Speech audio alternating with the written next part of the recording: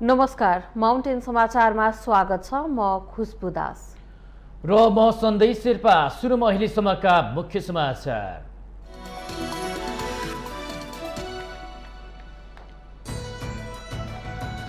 MCC सदनबाट अनुमोदनका लागि सहयोग गर्न प्रधानमन्त्री देउबाको एमाले अध्यक्ष ओलीसँग आग्रह।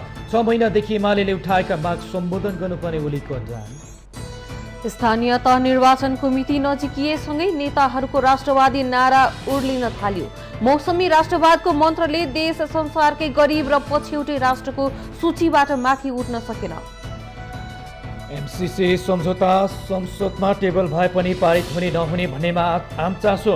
एमालेको निरन्तर अवरोध र गठबन्धन गर्ने दलहरूको अड्डानले संसदीय समीकरण रोचक मोडमा। सरकारले एमसीसी संसदमा पेश गरेको विरुद्ध परेको रिट सर्वोच्च अदालतद्वारा दरपीठ। संसदमा पेश भइसकेका कारण संसदको विशेष अधिकारमा पर्ने ठहर। चालु आर्थिक वर्षको 7 महिनामै मुलुकको व्यापार घाटा 10 खर्ब 15 अर्ब नाग्यो। 7 महिनामा कुल 11 खर्ब 47 अर्ब 46 करोडको आयात हुँदा 1 खर्ब 31 अर्ब 65 करोडको निर्यात। युक्रेनका 2 क्षेत्रलाई स्वतन्त्र राज्यको मान्यता दिने रुसी कदम अनपेक्षित र लज्जास्पद भएको अमेरिकाको टिप्पणी। रुसले पृथकतावादीलाई साथ दिएको आरोप। र टी20 विश्वकप क्रिकेट खेल्ने नेपालको सपना चकनाचुर। युएईसँग 68 रनले हार्दा 8 वर्षपछि टी20 विश्वकप क्रिकेट खेल्ने नेपालको चाहना यसपटक पनि पूरा भएन।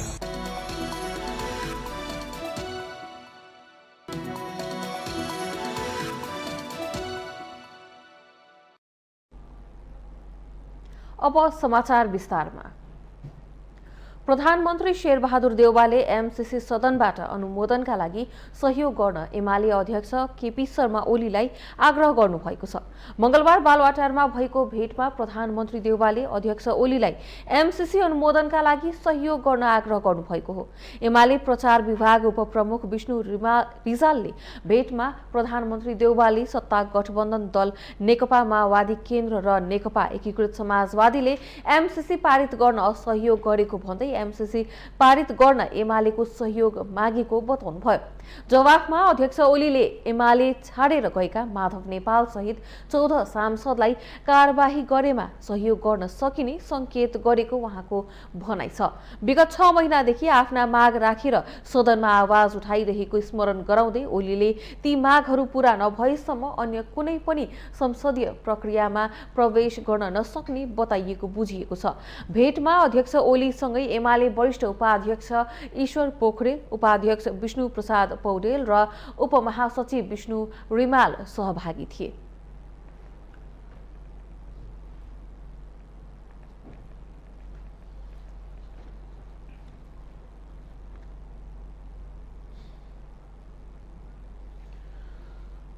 जब मुलुकमा निर्वाचनको समय आउँछ तब राजनीतिक दलहरूले राष्ट्रवादको मन्त्र नै जप्ने गर्छन्। नेपाली जनता राष्ट्रियताप्रति कति संवेदनशील छन् भन्ने कुरा राम्रोसँग बुझेका नेताहरूले मौका छोपेर राष्ट्रियता र राष्ट्रवादको रट्टा नै लाउने गर्छन्। तर तिनै नेताहरूले सत्ता सम्हाल्दा देश विकास कसरी गर्ने र मुलुकलाई समृद्धिको यात्रामा कसरी डोहोर्याउने भन्ने कुरामा चासो नदिँदा आज नेपाल संसारकै गरिब र पछौटे राष्ट्रको सूचीबाट माथि उठ्न सकेको छैन। प्रजातन्त्र बिना देश विकास हुन सकेन भन्दै करिब 30 वर्ष पहिला देशको शासकीय स्वरूप नै परिवर्तन गरियो। तर देशमा जस्तोसुकै परिवर्तन आए पनि मुलुक आत्मनिर्भर हुन सकेन, न त देश विकासले गति लिन सक्यो। बरु देशको अवस्था झन जर्जर र पछौटे बन्न पुग्यो। जनताका न्यूनतम आवश्यकता समेत राज्य सत्ताले पूरा गर्न सकेन। त्यति मात्र होइन, देश नै सम्पूर्ण रूपमा परालम्बी अर्थतन्त्रमा जकडिन पुग्दा जनताको सामान्य दैनिकी समेत कष्टकर बन्न पुग्यो। देशभित्र भएका उद्योग व्यवसाय राज्यले सम्हाल्न सकेन। नयाँ उद्योग व्यवसायका लागि राजनीतिले वातावरण बनाउन सकेन। राजनीतिक र कर्मचारी तन्त्रमा मौलाएको विकृतिले नेपाललाई संसारकै गरिब र पछौटे अवस्थामा नै रहन विवश बनाइदियो। देश यस्तो अवस्थामा पुग्दा नेताहरूमा आफूले केही गर्न नसकेको बोध भएरै होला दलहरू विकास र समृद्धिको योजना भन्दा राष्ट्रवादको मन्त्र जप्ने अवस्थामा पुगेका छन्। राष्ट्र राष्ट्रवादप्रति जनभावना के कस्तो छ भन्ने कुरा राम्रोसँग बुझेका दलहरूले राष्ट्रवादप्रतिको संवेदनशीलताको दृष्टिकोणले राजनीति गरिरहेका छन्। जब जब चुनाव आउँछ तब तब राष्ट्रवादको नारा पनि आउँछ। चुनाव सकिएपछि राष्ट्रवादको नारा मलिन हुन्छ र नेताहरू जस्तोसुकै राष्ट्रघात र राष्ट्रको निमित्त दीर्घकालीन हित अहित समेत नसोची विभिन्न शक्ति राष्ट्रहरूको चंगुलमा सजिलै फस्न पुग्छन् अनि देशलाई अन्योलपूर्ण अवस्थामा पुर्याउँछन्। यो नै देशले भोगेको आजसम्मको सबैभन्दा ठूलो राजनीतिक कुचक्र हो। दलीय आँखाले नेपालको राजनीतिक सम्भावना देख्दै देख्दैन, नेपालभित्र रहेको सृजनशील र ऊर्जावान भावना सहितको शक्ति देख्दैन। देशभित्रको जनशक्तिलाई विदेश पठाएर अरूको देश विकास गर्न लगाउने अनि त्यही देशबाट भिख मागेर राजनीति गर्ने सोचभित्र कसैले राष्ट्रवाद देख्यो भने त्यसलाई कस्तो राष्ट्रवाद भन्ने। विभिन्न सम्झौता गरेर देशको प्राकृतिक सम्पदा तथा कच्चा पदार्थ विदेशीलाई सुम्पिने अनि उनीहरूले त्यही कच्चा पदार्थ प्रयोग गरी बनाइएका सामानहरू उच्च मूल्यमा खरिद गरी मुठ्ठीभरका मानिसहरूले विलासिताको जीवन जिउने। देशको सम्पत्ति कौडीको भाउमा बेचेर विदेशी सामान आयात गरेर राजस्व उठाउने अवस्था रहेसम्म देशको प्रगति सम्भव छैन। देशलाई गतिहीन बाटोतर्फ उन्मुख गर्ने गन्जागोले राजनीतिले राष्ट्रवादको नारा दिँदै सडकमा केही जमात उतारेर राष्ट्रिय झण्डाको दुरुपयोग गर्नु नेताको दुई जिब्रे परिपाटी भन्दा फरक देखिँदैन। विडम्बना भन्नुपर्छ, संसारले भू स्वर्गको रूपमा परिचित गरेको हाम्रो देश नेपाल समक्ष कुशल नेतृत्वको अभाव हुँदा देश नै खण्डहर बन्ने अवस्थामा छ। देशभित्र सबै प्रकारका योजना आयोजनाहरूलाई विवादास्पद बनाएर ती योजना आयोजनामाथि राजनीति गर्ने परिपाटी छ। के डाडापाखा के खोला नाला सबै नै विकृत राजनीतिको शिकार बनिरहेका छन्। सीमित वर्गमा मौलाएको महत्वाकांक्षाले सीमित वर्ग देशभित्र विलासिताको जीवन बिताउन सक्ने अवस्थामा देखिन्छ। आम नागरिक भने आफ्नै दैनिकीसँग जुधिरहेका छन्। विभिन्न मौसममा देखिने राष्ट्रवादसँग गिजोलिएको अमेरिकी सहयोग परियोजना एमसीसीले यतिखेर राष्ट्रिय राजनीतिलाई नै चुनौती दिइरहेको छ। एमसीसीसँग केही नेताहरूको राजनीतिक परीक्षा पनि हुने अवस्था छ। त्यसैले सधैँभरि दोहोरो चरित्र देखाउँदै राजनीति गर्ने नेताहरूलाई चिन्न जनताले अझै कति समय पर्खिनु पर्ने हो भन्ने प्रश्न टटकारो रूपमा उठेको छ। सबै क्षेत्रमा गर्ने गरेको राजनीति जस्तै 21औं शताब्दीमा पनि नेपाल कहीं अन्धराष्ट्रवादको शिकार बनिरहेको त छैन? सोच्न ढिला भइसक्यो कि? माउन्टेन टेलिभिजन एसडी राजनीतिक ब्युरो। लामो रसाकसीपछि एमसीसी सम्झौता आइतबार संसदमा टेबल भए पनि पारित हुने नहुनेमा अन्यल छ। नेपाली कांग्रेसले एमसीसी पारित हुने बताइरहे पनि त्यसको लागि स्पष्ट आधार तय हुन सकेको छैन।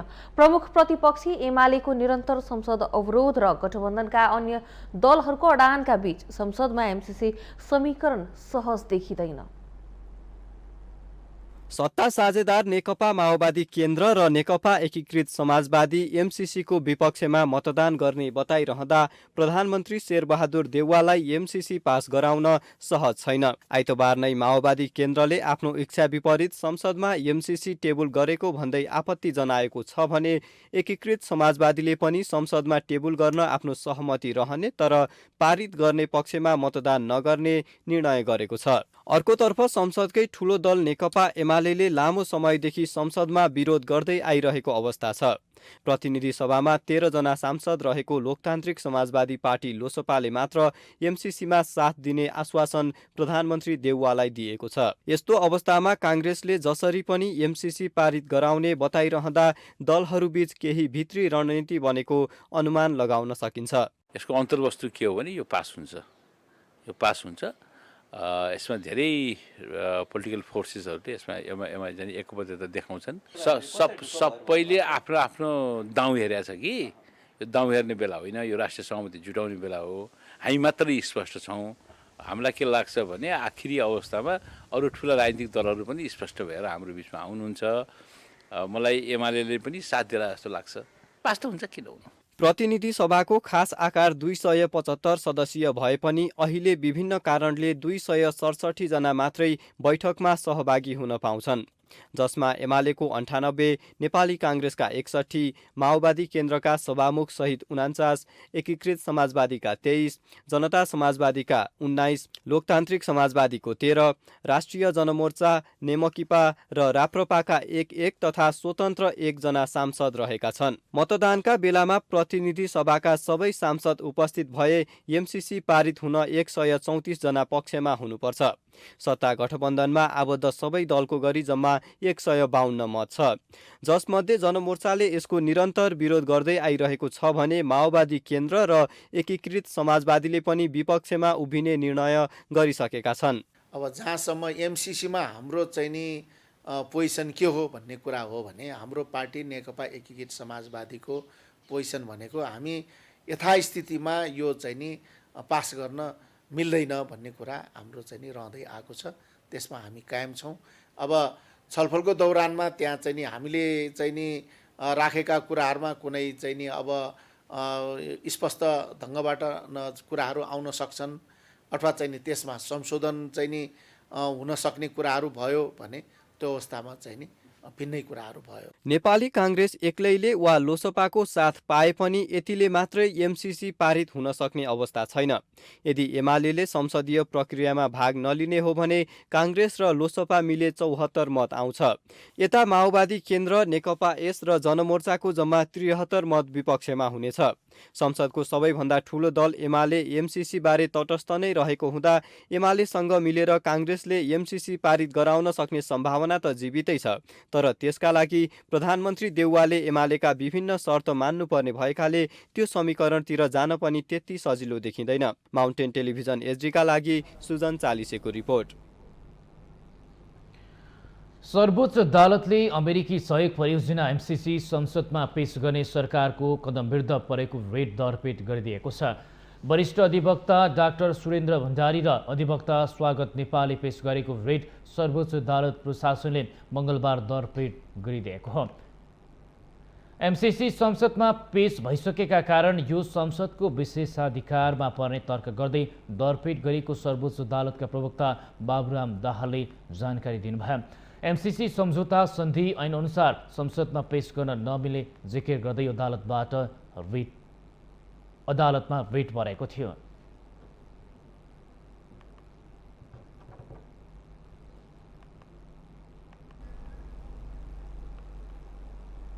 लोकतान्त्रिक समाजवादी पार्टी लोसपाका केन्द्रीय कार्यकारिणी सदस्यद्वय विशेष चन्द्रलाल र डाक्टर विजय कुमार सिंहले पार्टी परित्याग गर्नुभएको हो। मंगलबार जनकपुरमा पत्रकार सम्मेलन गरी नेताद्वय लाल र सिंहले लोकतान्त्रिक समाजवादी पार्टी परित्याग गरेको घोषणा गर्नुभएको हो। लाल राष्ट्रिय सभाका पूर्व सदस्य हुनुहुन्छ भने डाक्टर सिंह संविधान सभा सदस्य हुनुहुन्छ।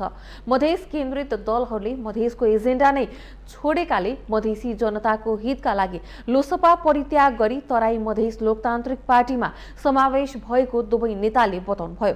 नेता लालले मधेस एजेन्डा प्रति प्रतिबद्ध राजनीतिक दलको आजको आवश्यकता भएकाले लोसपा परित्याग गरी तराई मधेस लोकतान्त्रिक पार्टीमा समावेश भएको जानकारी गराउनुभयो। यस स्थितिमा मधेसको जनताको चाहना अनुसार स्वच्छ क्षेत्रीय आकांक्षा र आवश्यकता बमोजिम स्वशासन र संघीयताको अभ्यासलाई अगाडि बढाउन लोकतन्त्रवादी मधेस एजेन्डा प्रति प्रतिबद्ध राजनीतिक दल आजको आवश्यकता भएकोले हामी आबद्ध रहेका आफ्ना दलहरू आजैदेखि परित्याग गर्दै तराई मधेस लोकतान्त्रिक पार्टीमा समावेश भएको सम्बन्धित सबैमा जानकारी गराउँदछौँ।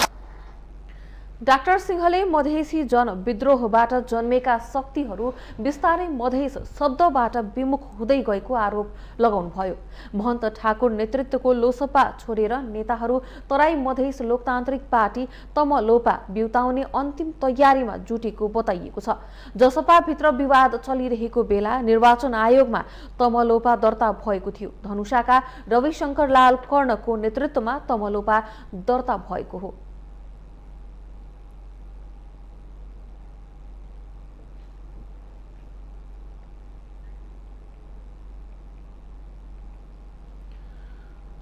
संस्कृति पर्यटन तथा नागरिक उड्डयन मन्त्री प्रेम बहादुर आलेले बतास समूहले चलाइरहेको पशुपति क्षेत्रको धर्मशाला छिटोभन्दा छिटो सरकारको स्वामित्वमा ल्याउने बताउनु भएको छ। मंगलबार महाशिवरात्रि पर्व 2078 मूल समारोह समितिले आयोजना गरेको कार्यक्रममा मन्त्री आलेले बतास समूहलाई हटाउने सरकारको निर्णयमा अल्पकालीन आदेश समेत अदालतले खारेज गरिसकेकाले छिटोभन्दा छिटो धर्मशाला फिर्ता ल्याइने बताउनु भएको। विगतका प्रतिनिधिले धर्मशाला कौडीको भावमा बेचेको भन्दै उहाँले अब त्यस्तो कदम सह्य नहुने बताउनु भयो।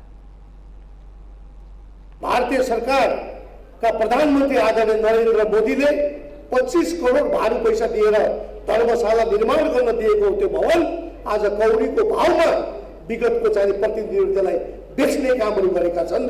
त्यो कतै पनि सही हुनेवाला छैन। पशुपति क्षेत्र विकास कोषको अध्यक्ष समेत रहनुभएका मन्त्री आलेले यस वर्षको महाशिवरात्रि पर्व विगतका वर्षहरूमा भन्दा भव्य र सभ्य रूपमा मनाउने तयारी भइरहेको जानकारी दिनुभयो। यस वर्ष महाशिवरात्रि फागुन 17 गते मंगलबार परेको छ। यस वर्ष पशुपति क्षेत्रमा 10 लाख दर्शनार्थी मेला भर्न तथा दर्शन गर्न आउने अनुमान गरेको छ। महाशिवरात्रिका लागि मूल समारोह समिति र विभिन्न 10 वटा उपसमिति गठन गरिएको छ। मेलामा आउने दर्शनार्थीहरूको 10,000 सुरक्षाकर्मी परिचालन गरिनेछ। अनुमानित 10 लाख दर्शनार्थी हुने अपेक्षा गरेका छौँ। सबै दर्शनार्थीहरूलाई दर्शनको सहज पहुँच पुर्याउने पशुपति क्षेत्र विकास कोषको प्रमुख दायित्व रहनेछ। रहेर कोषले परिषद सदस्यज्यूहरूको संयोजकत्वमा विभिन्न 10 वटा उपसमिति गठन गरेको छ। सदस्य सचिव थापाले शिवरात्रिका लागि पनि विद्युत शब्दाह क्षेत्र र क्रियापुत्री क्षेत्र सञ्चालन हुने र मदिरा तथा लागु पदार्थ मुक्त क्षेत्र बनाउनका लागि विशेष निगरानी र कडाई गरिने बताउनु भयो।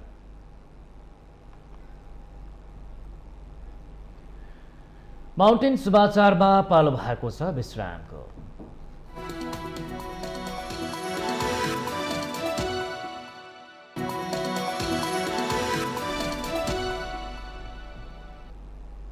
विश्रामपछि स्वागत छ। अब बाँकी समाचार।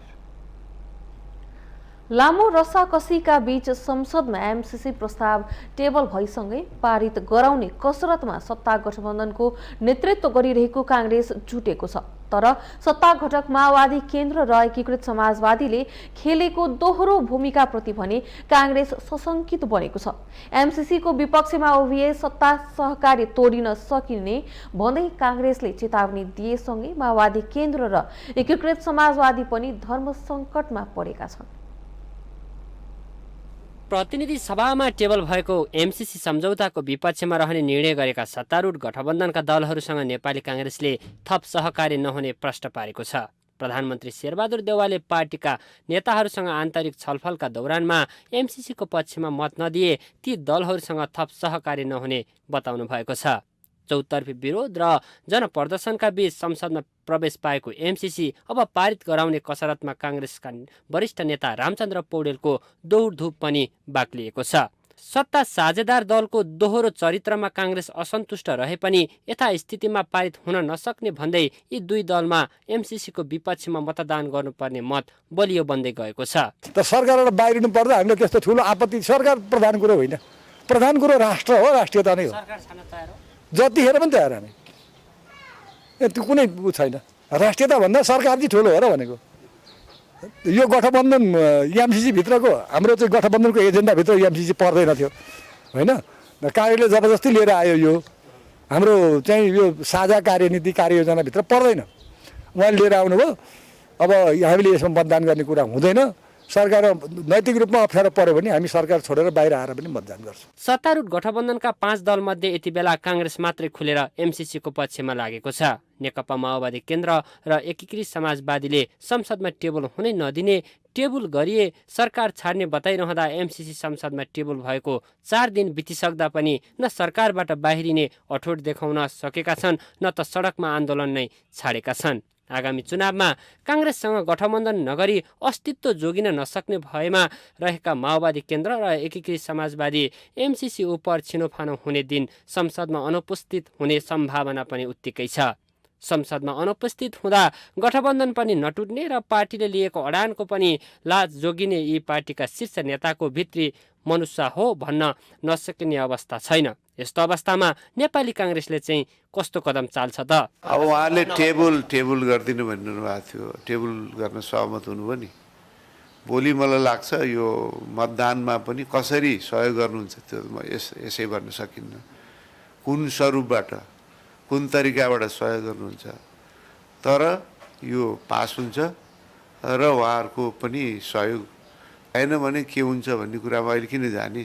त्यस्तो भएछ भने होइन त्यही बेला हामी चाहिँ रणनीति तय गरौँला, के गर्नुपर्छ भने हामीले पनि एउटा दृष्टिकोण बनाउला, निर्णय गरौँला। जनता समाजवादी पार्टी जसपामा डाक्टर बाबुराम भट्टराई पक्ष एमसीसीको समर्थनमा भए पनि उक्त पार्टीले औपचारिक निर्णय गरिसकेको छैन। अध्यक्ष उपेन्द्र यादव लगायतका नेताहरूले एमसीसी प्रतिको किता सार्वजनिक रूपमा अझै प्रष्ट भइसकेका छैनन्। सत्ता गठबन्धनको अर्को घटक राष्ट्रिय जनमोर्चाले एमसीसी टेबल हुँदा नै संसदबाट विपक्षमा उभिने घोषणा गरिसकेको छ। यस्तोमा सत्ताको नेतृत्वकर्ता दल नेपाली काङ्ग्रेसको लागि एमसीसी पारित गर्न चाहिने संसदमा उपस्थित सदस्य संख्याको सामान्य बहुमत जुटाउन पनि मुख्य विपक्षीलाई हात लिनु वा नेता कार्यकर्ताको चेपुवामा परेर दैध चरित्र देखाइरहेका साझेदार दलहरूलाई मनाउनु दुवै काम फलामको चिउरा चपाए सरह हुने देखिन्छ। एमसीसीको विषयलाई लिएर दोहोरो चरित्र देखाइरहेको माओवादी केन्द्र र एकीकृत समाजवादी पार्टीले अब बस्ने संसद बैठकमा कस्तो भूमिका निर्वाह गर्लान्? टेबल भइसकेको एमसीसी अनुमोदन गर्नका लागि पक्षमा मतदान देलान् या विपक्षमा उभिएर सरकारबाट बाहिरिएलान्? यस्तो अवस्थामा प्रधानमन्त्री शेरबहादुर देउवाले गठबन्धनभित्रै यो विषयलाई टुङ्ग्याउलान् या गठबन्धन तोडेर प्रमुख प्रतिपक्षी दल एमालेसँग सहकार्य गरेर एमसीसीलाई अगाडि बढाउलान् भन्ने विषय चासोका साथ हेरिएको छ। माउन्टेन टेलिभिजन एचडीका लागि क्यामेरामा प्रदीप खलनका साथमा बटुक राजगिरी, काठमाडौँ। अमेरिका र नेपाल बीच भएको मिलेनियम च्यालेन्ज कर्पोरेसन एमसीसी सम्झौताका कारण अहिले नेपालको राजनीतिक र आर्थिक क्षेत्र अन्यलग्रस्त बनेको छ। केही प्रमुख दलका नेताहरूले एमसीसीले नेपालको सार्वभौम सत्ता कमजोर पार्ने दावी गरिरहँदा निजी क्षेत्रले भने यसले मुलुकको अस्तित्वमाथि प्रश्न नउठ्ने टिप्पणी गरेका छन्। लामो समयदेखि विवादित बनिरहेको एमसीसीको केही दलहरूले विरोध गरिरहँदा देशको निजी क्षेत्रले भने यसको समर्थन गरेको छ। विद्युत प्रसारण लाइन र सडक निर्माणमा खर्च गरिने भनिएको अनुदानलाई नेपालमा राजनीतिक भकुण्डो बनाइएको निजी क्षेत्रका एक व्यवसायीले आरोप लगाएका छन्। एमसीसी नेपालका लागि अनुदान मात्रै नभएर एउटा विश्वास पनि भएकाले यसबाट पछाडि फर्किँदा नेपालको विश्वसनीयतामा ह्रास आउने तथा वैदेशिक लगानीकर्ता र दात्री निकायहरू पनि टाढिन सक्ने भएकाले प्रधानमन्त्री शेरबहादुर देउवालाई निजी क्षेत्रका तर्फबाट ज्ञापन पत्र पनि बुझाएका छन्। आर्थिक सहायतामाथि राजनीतिकरण दुर्भाग्यपूर्ण भएको उनीहरूको भनाइ छ। नेपाल जस्ता कम विकसित देशहरूमा पूर्वाधार परियोजना समयमै सम्पन्न नभई लागत बढ्ने समस्या निरन्तर देखा परिरहेकाले विकास निर्माण सम्बन्धी अन्तर्राष्ट्रिय सहयोगलाई समर्थन गर्नुपर्ने उनीहरूको सुझाव छ। यो त कुनै निजी कम्पनीलाई आउने पैसा होइन, उनीहरूले आफैले बनाएर दिने हो।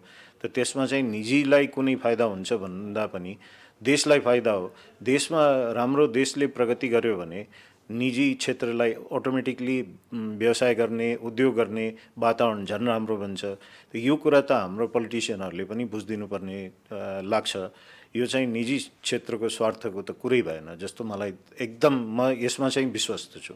कुनै पनि आर्थिक सहयोग परियोजना संसदबाट अनुमोदन गर्नु नपर्ने तर एमसीसी मात्रै संसदबाट अनुमोदन गर्नुपर्ने कारण चित्त बुझ्दो नरहेको केही दल र तिनका भातृ समूहको जिकिर छ। सैन्य रणनीतिमा जोडिएको छैन भनेर अमेरिकी रक्षा मन्त्रालयले हालसम्म खण्डन नगरेकाले एमसीसी नेपालको हितमा हो भन्नेमा विश्वस्त हुन नसकेको उनीहरूको तर्क छ। निजी क्षेत्रले राष्ट्रिय स्वार्थ र अखण्डतालाई भन्दा पनि आफ्नो स्वार्थप्रति केन्द्रित भएर एमसीसीलाई समर्थन गरेको आरोप उनीहरूले लगाएका छन्। उनीहरू राष्ट्रप्रति र राष्ट्रिय अखण्डता, राष्ट्रको सार्वभौमिकता प्रति भन्दा पनि आफ्नो स्वार्थप्रति उहाँहरू केन्द्रित हुनुहुन्छ भन्ने कुरो त्यो पुष्टि चाहिँ हुन्छ। किनकि 50 करोड अमेरिकी डलरमा मुलुकलाई बन्धक बनाउन पाइन्छ, मुलुकलाई चाहिँ विदेशीको रणमैदान बनाउन पाइन्छ।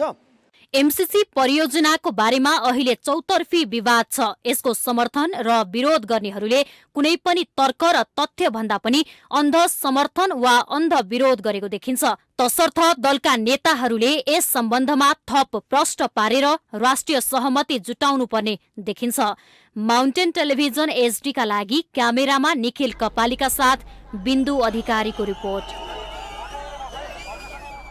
एमसीसी को विरोधमा उत्रिएका प्रदर्शनकारी र प्रहरी बीच झडप हुँदा तोडफोड भएको पसलमा सरकारले चासो देखाएको छ। मंगलबार काठमाडौँका प्रमुख जिल्ला अधिकारी गोविन्द प्रसाद रिजाल र प्रहरी वरिष्ठ उपरीक्षक सुदीप गिरी सहितको टोलीले तोडफोड भएको पसलको अनुगमन गरेको छ। अनुगमनमा पसलमा भएको क्षतिको विवरण संकलन गर्नुका साथै उचित क्षतिपूर्ति दिनका लागि गृह मन्त्रालयलाई आग्रह गर्ने समेत आश्वासन दिएको छ।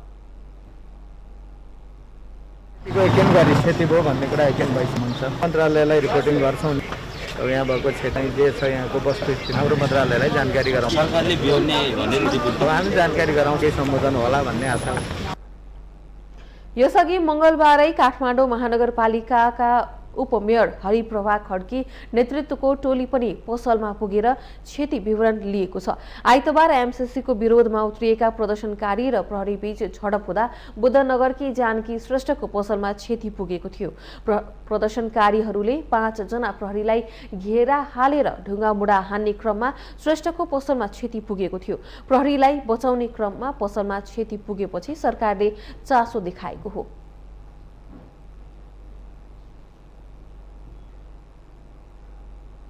माउन्टेन समाचारमा पुनः पालो भएको छ विश्रामको।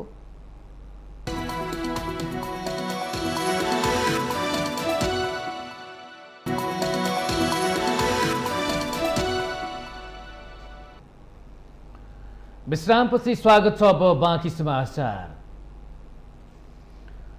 विगतका वर्षहरूको तुलनामा यस वर्ष चितवनमा तोरीको उत्पादन वृद्धि हुने देखिएको छ। करिब 20 वर्षदेखि तोरी खेती हुने क्षेत्रफल तथा उत्पादन क्रमिक रूपमा घट्दै गइरहेको अवस्थामा यस वर्ष भने उत्साहजनक रूपमा उत्पादन वृद्धि हुने आकलन गरिएको हो। हिउँदे मौसम अनुकूल भइदिँदा चितवनमा तोरीको उत्पादनमा वृद्धि हुने अनुमान गरिएको छ। तोरीको उत्पादन वृद्धि मात्र होइन, जिल्लामा तोरी खेतीको क्षेत्रफल पनि उल्लेख्य रूपमा बढेको छ। अघिल्लो वर्ष गहुँ बाली रहेका फाँटहरूमा यस वर्ष भने तोरी फुलेर पहेँले भएको देख्न सकिन्छ। तेलको मूल्यमा भारी वृद्धि हुँदा तेलहीन बालीमा किसानहरू लोभिएका छन्। गत वर्ष 12,400 हेक्टर क्षेत्रफलमा तोरी खेती गरिएकोमा यस वर्ष पोहोरको भन्दा झण्डै 1,000 हेक्टर क्षेत्रफल बढीमा तोरी लगाइएको कृषि ज्ञान केन्द्र चितवनले जनाएको छ। तोरीको ब्लक कार्यक्रम सञ्चालन भए पछाडि उत्पादन र उत्पादकत्व दुवै बढेको अवस्था देखिन्छ र यो बढ्नुको कारण चाहिँ किसानहरूले पहिलेदेखि लगाइरहेको तोरीको स्थानीय जातलाई रिप्लेस गर्दै नयाँ मोरङ पिर्ती जातका तोरीका बिउहरू रोप्नु भएको छ र समयमा वर्षा भएको र हामीले अफिसका विभिन्न कार्यक्रमबाट सपोर्ट गर्दाखेरि किसानले अहिले क्षेत्रफल विस्तार गर्दै उत्पादन र उत्पादकत्व दुवै बढाउन सफल हुनुभएको छ। गहुँ, तरकारी तथा अन्य अन्नबालीहरू जंगली जनावरले नोक्सानी गरिदिने भएकोले जिल्लाको मध्यवर्ती क्षेत्रका किसानहरू तोरी खेतीतर्फ आकर्षित भएका हुन्। खाने तेलको मूल्य बढ्नु, जंगली जनावरबाट कम क्षति हुने, मेहनत तथा खर्च कम लाग्ने भएकोले पनि जिल्लामा तोरी खेती बढेको सरकारवाला निकायको दाबी छ। तोरी बाली चाहिँ अन्य बालीको तुलनामा, जस्तो तरकारी बाली लगायत अन्य बालीको तुलनामा अलि सहज बाली पनि मानिन्छ र उत्पादन गर्न पनि केही हिसाबले चाहिँ यसमा अलि सहज हुने भएर किसानहरूको यसमा आकर्षण बढेको पनि हामीले बुझेका छौँ। र अर्को भनेको विशेष गरी रोगकिराको समस्या पनि तुलनात्मक रूपमा यसमा अलिकति कम लाग्छ भन्ने चाहिँ जनविश्वास रहेको छ।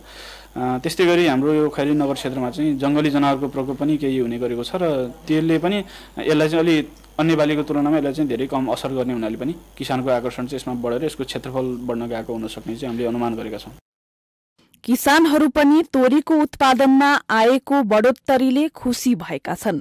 महँगो मूल्यको मिसावट युक्त तेल खानुभन्दा आफ्नै उत्पादनको शुद्ध तेल खान पाइने भएपछि किसानहरू दङ्ग छन्। उत्पादन लागतको तुलनामा मूल्य पनि उच्च भएकोले उनीहरू खुसी भएका हुन्। तर भित्र्याउने बेला लगातार 3 दिनसम्म परेको वर्षाले भने किसानहरूलाई केही अप्ठ्यारो परेको थियो। काटेर सुकाउन राखेको तोरी पानीले भिज्दा केही मात्रामा खेर गएको उनीहरूको गुनासो छ। तोरीको जुस उत्पादन पोहोर 2-4 वर्षको भन्दा यसपालि अझ राम्रो छ। कसैको काटिसक्यो, कसै काट्दैछ, यस्तै छ। अब तोरीको जुस राम्रो उत्पादन छ, हावापानी मिलेर होला। सबैले राम्रो खुसी साथ भित्राइरहेका छन्, राम्रो भयो भनेका छन् सबैले। जस्तो अरू बाली भन्दा तोरी चाहिँ धान बाली भन्दा पनि तोरी चाहिँ छरेपछि अहिले चाहिँ एकदम राम्रो भएको छ। धानहरूमा रोग लाग्ने बढी भयो। तोरी चाहिँ जोस रोग पनि कमै लागिरहेछ। उत्पादन राम्रो छ यस साल। जिल्लामा तोरी भित्र्याउने काम जारी नै रहेकोले यकिन तथ्याङ्क नआइसके पनि यस वर्ष कम्तीमा 1000 मेट्रिक टनले तोरीको उत्पादन बढ्ने अनुमान गरिएको छ। माउन्टेन टेलिभिजन एचडीका लागि चितवन सहकर्मी दिलीप शर्माको रिपोर्ट। बाँकेको डडुवा गाउँपालिका प्रमुखले नै ऐलानी जग्गामा आफ्ना निकट मान्छे बस्न लगाएको भन्दै विवाद उत्पन्न भएको छ। डडुवा गाउँपालिका वडा नम्बर 6 को काला बन्जर स्थित करिब 2 बिघा जग्गा गाउँपालिका अध्यक्षकै संरक्षणमा भूमिहीन तथा सुकुम्बासीका नाममा कब्जा भएको आरोप लागेको हो। स्थानीयले कि त आफूहरूले पनि ऐलानी जग्गा भोग चलन गर्न पाउनु पर्ने, अन्यथा कब्जा भएको जग्गा खाली गरेर संरक्षण गरिनुपर्ने राखेका छन्। वो तरह वातावरण प्रमुख से नहीं तो हम कहें सर जैसे जगह है ऐलानी हो सरकार के होए कोई कर ना होए दो तो सबका दो बांट के दो, न दो तो कहीं नहीं 10 आदमी मिली। वो जब वो भाई लाई बोले कहाँ चुब्बे, दूसरा आदमी बोले कहाँ चुब्बे, चुब्बे के अलावा कोई बोले नहीं दे। पावे तो दूधी विश्वा जमीन पावे, पूरा गांव पावे, ना पावे तो एक सरकार फिर अपने बूते अपने का कब्जा कर ले, अपने अंडर में कर ले। हम लोग यहाँ से 1.5 महीना से यहाँ बैठे हैं। यहाँ टोटल है 40 घर। अब घर में जब दुनिया आओ तो साहब तो हम लोग आवागा। जब पहले वो लोग आए, प्रमुख के आदमी आए तो पाँच प्रधान के आदमी आए। 40 बार देखिए पहला जोत भोग करा जाता है तो इसमें गाली खावा जाता है और गल्ला खावा जाता है। लोगों ऐसे हाथ छप करी है कि सब पे बुरा दे लिया। डडुवा गाउँपालिका प्रमुख नरेन्द्र कुमार चौधरीले अस्थायी प्रबन्धका लागि केही समयलाई बस्न दिएको बताए पनि सोही गाउँपालिकाका वडा नम्बर 6 का वडा अध्यक्ष मोहन राम मिश्रले भने सरकारी जग्गा कसैको आदेशमा भूमिहीन सुकुम्बासीका नाममा कब्जा हुनु दुर्भाग्य भएको बताउनुभयो। जग्गा हो यो मेरो वडाको जग्गा हो। तर अस्ति के भयो भने केही मान्छेहरू अब गाउँपालिका अध्यक्षको निर्देशन अथवा चाहिँ उहाँको सहयोगमा रातारात आएर 10 जना 8-9 जना 10 जनाले घर बनाए। त्यो बनाइसकेपछि हामीले चाहिँ यसरी चाहिँ सरकारी जग्गा हो चाहिँ यसलाई चाहिँ गाउँपालिका अध्यक्ष अथवा कसैले जबरजस्ती कब्जा गर्न मिल्दैन। यो विषयमा हामीले चाहिँ जिल्ला प्रशासन कार्यालय मार्फत जिल्ला प्रहरी कार्यालयसम्म पनि निवेदन दर्ता गरायौँ। यो जग्गा चाहिँ खाली हुनुपर्छ, तर प्रशासनले यसमा चाहिँ चासो दिएन। यता जिल्ला प्रशासन कार्यालय बाँकेले भने केही क्षेत्रमा कानून विपरीत सार्वजनिक सम्पत्ति व्यक्तिलाई वितरण गर्ने काम गरेको पाइएको उल्लेख गर्दै त्यसको संरक्षण गर्न प्रहरी प्रशासनलाई निर्देशन दिएको जनाइएको छ। प्रमुख जिल्ला अधिकारी सूर्यबहादुर खत्रीले सार्वजनिक सम्पत्ति व्यक्तिको नाममा वितरण गर्न स्थानीय तहहरूले नमिल्ने कानूनी व्यवस्था रहेकाले त्यसको संरक्षण गर्न प्रहरी प्रशासनलाई निर्देशन दिएको बताउनुभयो। सुकै समस्या परेको बेलामा पनि सबैले उपयोग गर्न सक्ने गरी त्यसको संरक्षण गर्नुपर्ने हुन्छ र कानुनले कुनै व्यक्तिलाई त्यहाँ बस्ती बसाल्ने बसोबास गर्ने गरेर त्यहाँ त्यसलाई व्यवस्था गरेको छैन। जस्तै अब बस्ती बसाल्ने व्यवस्थापन गर्नुको निम्ति त सरकारले सङ्घीय सरकारले सुकुम्बासी आयोग गठन गर्ने, सुकुम्बासी आयोग गठन गरिसकेपछि त्यो ठाउँमा कुन कुन क्षेत्रमा चाहिँ नि बस्ती बसाल्न र सुकुम्बासी व्यक्तिहरूलाई पूर्जा वितरण गर्न उपयुक्त हुन्छ भन्ने कुराहरू छानबिन र जाँचबुझ गरेर त्यसले मात्रै गर्न सक्ने अवस्था हुन्छ। प्रमुख जिल्ला अधिकारी खत्रीले सार्वजनिक सम्पत्ति व्यक्तिको नाममा वितरण गर्ने अधिकार संघीय सरकारको मात्रै रहेको पनि स्मरण गराउनुभयो।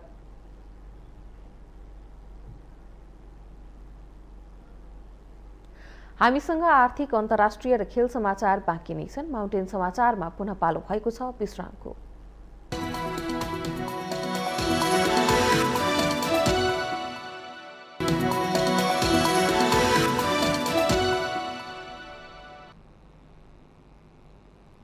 विश्रामपछि स्वागत छ। अब पालो आर्थिक समाचारको।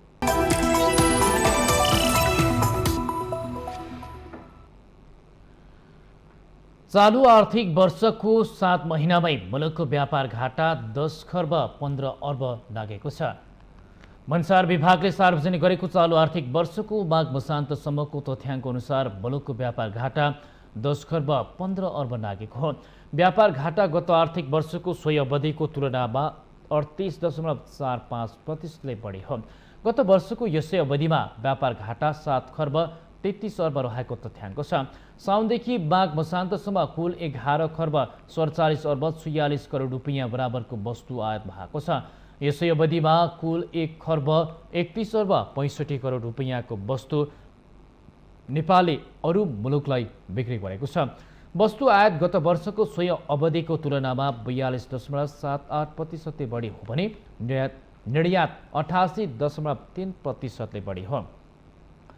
अर्थतन्त्रमाथिको सङ्कटको प्रमुख आधारमध्ये एक मानिएको व्यापार घाटा बढ्दै गएका अवस्थामा नेपाल राष्ट्र बैंकले चालु आर्थिक वर्ष 2078-79 को मौद्रिक नीतिमा समीक्षा गर्दै अनुत्पादक क्षेत्रमा जाने ऋण पुनर्कर्जा सुविधा र आयातमाथि थप कडाई समेत गरिसकेको छ। राष्ट्र बैंकले अर्थतन्त्रमा देखिएका समस्याहरूको विषयमा समेत विश्लेषण गर्दै केही चुनौतीहरू औल्याएको छ।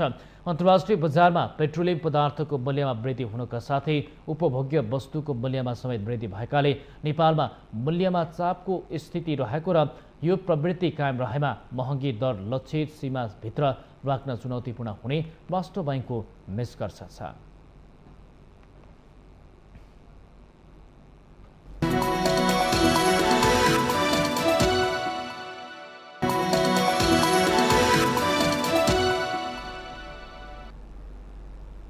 विश्रामपछि स्वागत छ। हामी माउन्टेन समाचारको अन्त्यमा आइपुगेका छौं। जाँदा जाँदै मुख्य समाचार पुनः एकपटक।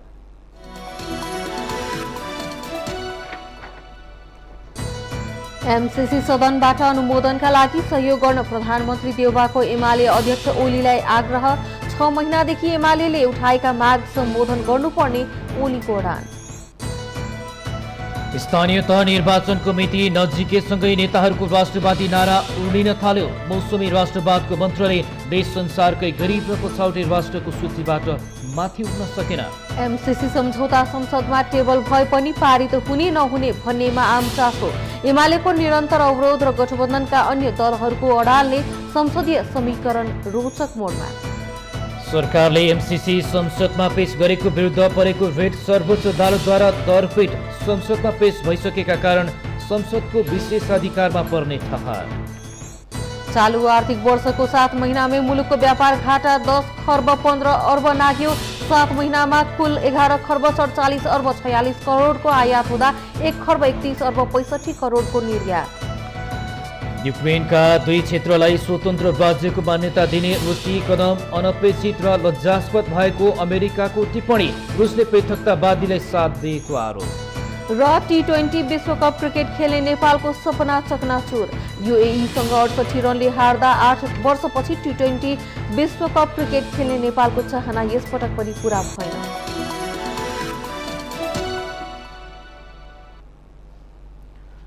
माउन्टेन समाचार अहिलेलाई सकियो। सत्य, तथ्य र निष्पक्ष समाचारका लागि हेर्दै गर्नुहोला माउन्टेन टेलिभिजन HD। नमस्कार।